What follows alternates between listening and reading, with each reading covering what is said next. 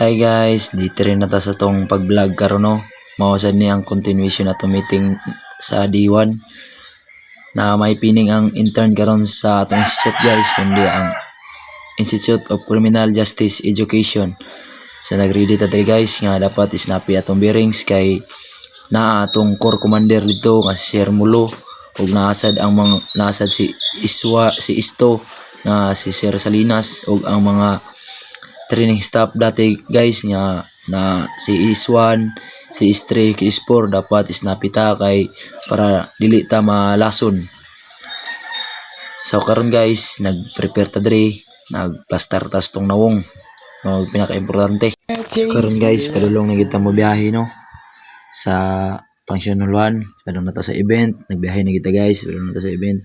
So karon guys, nata sa event no, silver ra kay ta. Upat kami kabuk, isa na si gawas, parang isa na si gawas. Pero tigipigin sa yuhan na mo di ay. Grabe nani ni mga kauban ako, grabe kay snappy ni mga bata.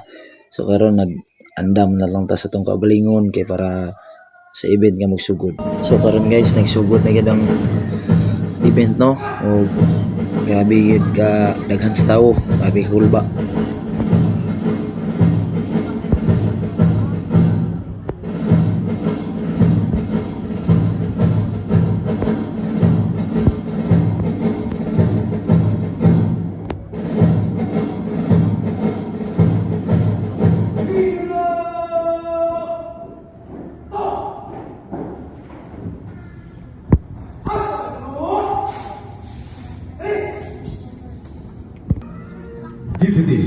So karon guys, mao na atong core commander sa TCGC ROTC unit nga si Sir Mulo nga grabe ka snappy.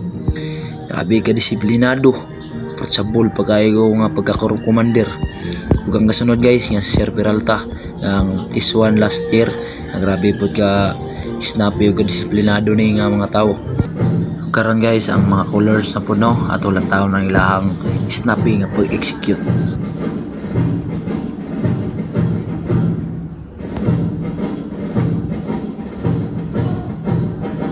So karon guys, kay pahuman ang event, naglingaw-lingaw lang midre. Thank you for watching. Bye bye. Mahal kita, Pilipinas.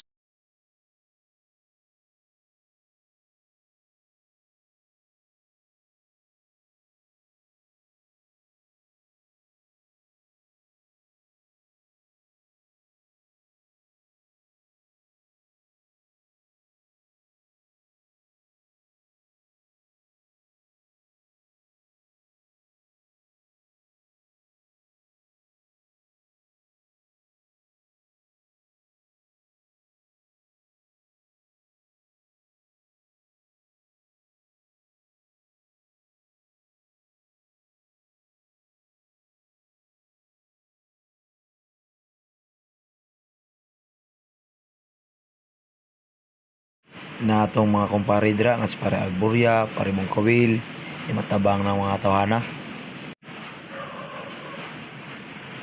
Ug karon guys, naglingaw-lingaw na lang mi kay among gikatawa ang kakapoy.